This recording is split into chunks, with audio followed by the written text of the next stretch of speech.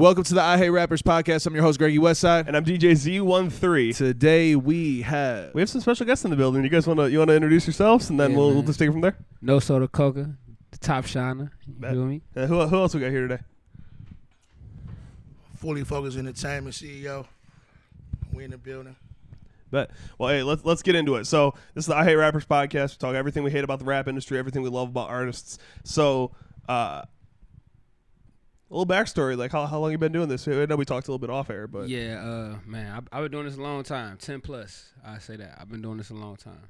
Cool. So I was saying it before you got here, I think, but we put our guests in these higher seats because we always look up to our artists. We look up to our guests that we have on the show today. So, Greg, if you want to take it from there. Yeah, that's our little joke because we just have the shorter shares. No, but all right. So you said you've been doing this 10 plus years. So when did you start? How old were you when you started? I recorded my first song ever when I was 13. That's when I recorded my first song. I did my first show at 17. I opened up for Razak. That's Committed Nerds, brother. I opened up for Razak at Peabody's at 17. Okay. Oh, at Peabody's. Yeah. Oh man, I know the dude who used to own Peabody's. Yeah. Greg's from here, so he knows. I mean, like, okay, so you familiar with Yeah. Peabody's? Well, I know about Peabody's. I know like everything about like that whole time. But wait, how old are you? Mind your business. Off air, you just Now said listen, you were hold on. Look, you completely talking. Listen, now we talk about rappers and artists, right? A rapper would have told you how old he was. An artist ain't gonna tell you nothing. Because we never age. We can't age. That's fair. That's fair. All right. Well, I'm only 24, and I wasn't into music until 2016, basically when I graduated high school. So it's like, bro, like I wasn't really at Peabody's when it was like Peabody's, or even when it was still around and stuff. But I know about a lot of the Peabody stuff and the dude who used to own it and stuff. And he runs like the ticketing service that I use now. So I've heard some good stories. Great stories about Peabody's. Peabody's an amazing spot.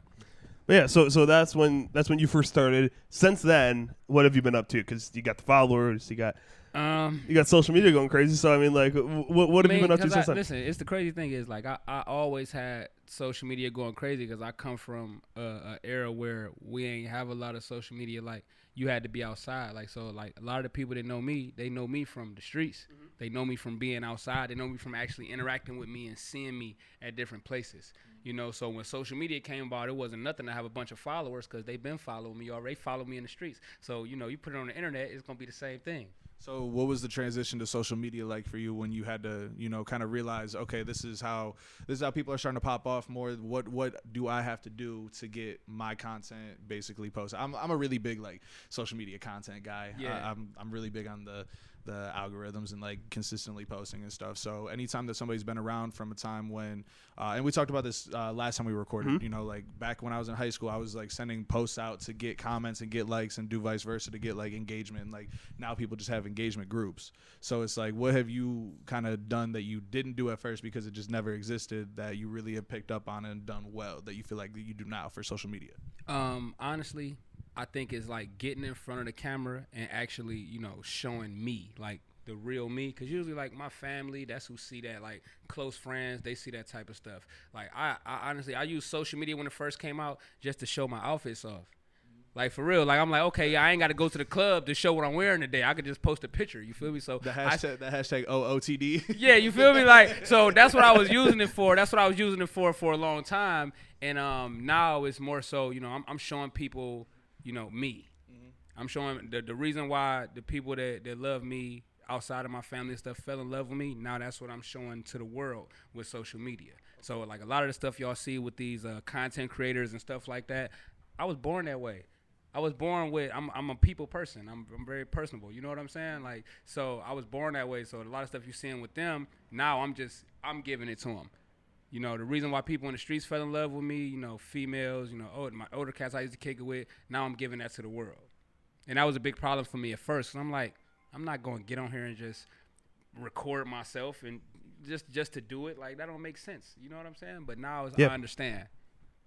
Yeah, and then, I mean, from a label aspect, too, like, it's important because then the people that follow you and that follow your career can interact and follow with people that you're associated with, people on the label and stuff like that.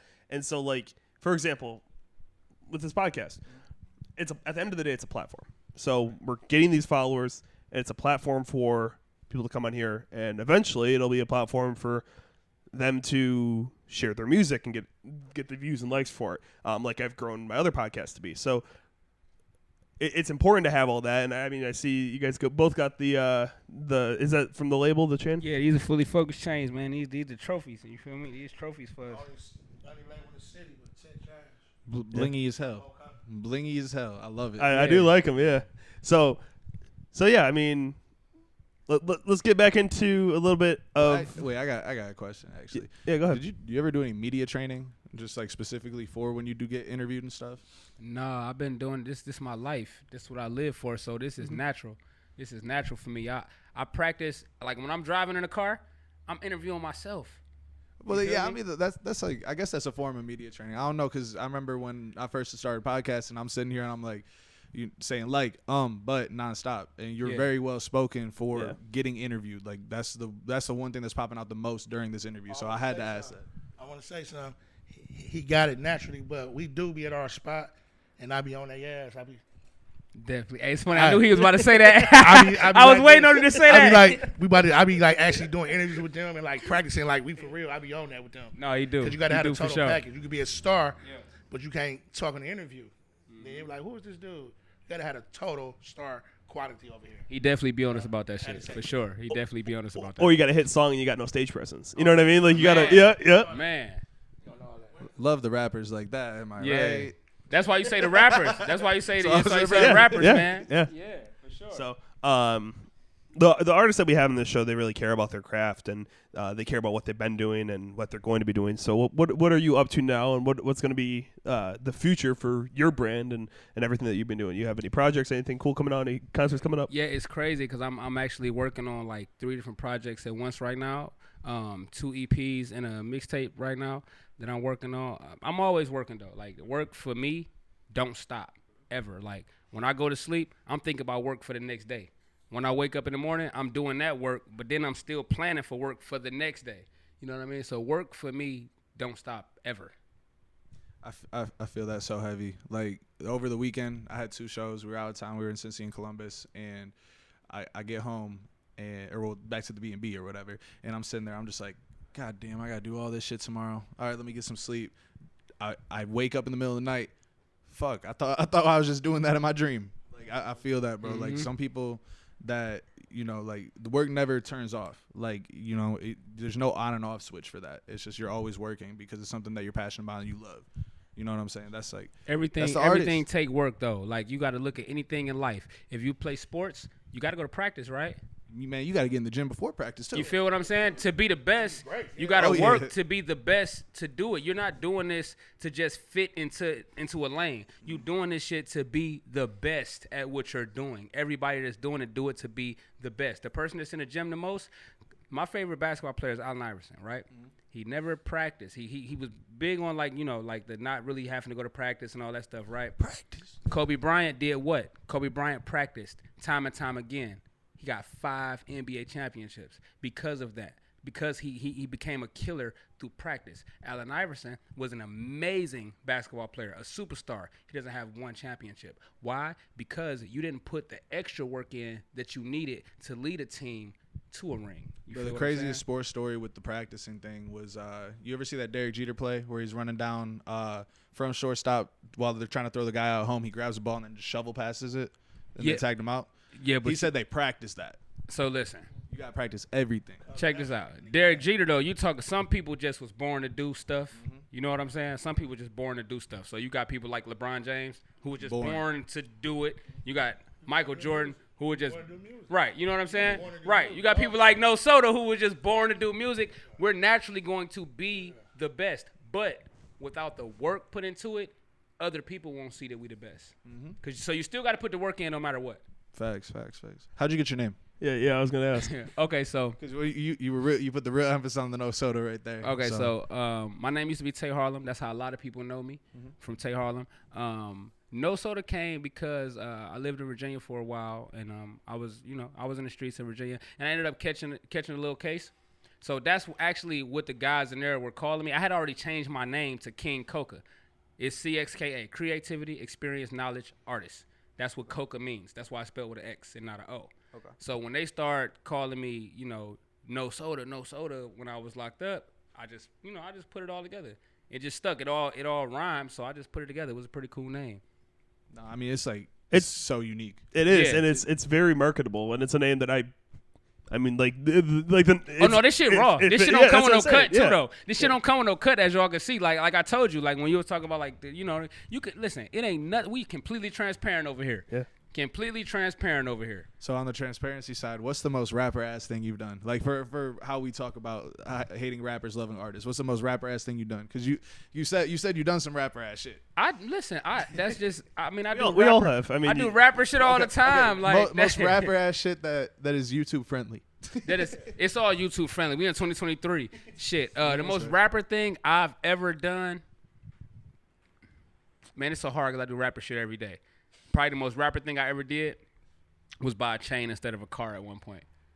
Oh, that's a Yeah, good that's probably the one. most rapper shit I That's ever Bro, did. that is a good one. Yeah.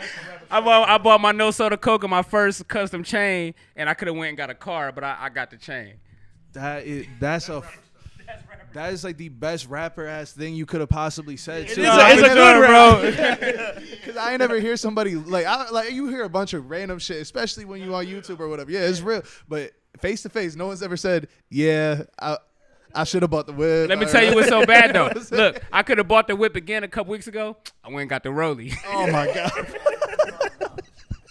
so you did twice. Yeah, man, I went and got the Rollie. I wasn't tripping. Like my girl at the time, she had a car, so I'm like, fuck it, I can shine and drive her shit. It's cool.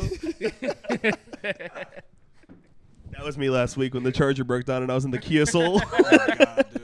Gotta watch them Kia boys, man. Yeah. Gotta watch them Kia boys. Bro, the other day I hit a deer that was already dead in the road. It was like 1 a.m. I'm coming back from the That's movies. insane. Bro, like as soon as the street lights, like there's like I'm 3 street lights in from from a place with no street lights on the highway in the fast lane. I look down, my car has the lane assist on it, so there's nobody on the road. I got it on cruise control. I don't even need to be looking at the road. I look up.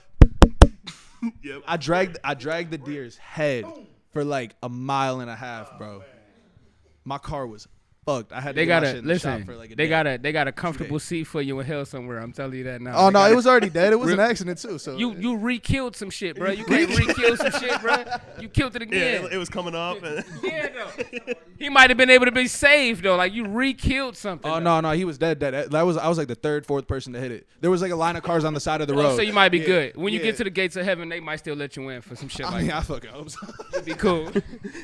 all right, so we asked about what the most rapper ass thing that you've ever done was, but what's something very artist like that you've done recently to help either your career or your brand? Stay away from everybody and go into a bubble and just work on myself. And I mean, not even just like as music, just work on myself as a man.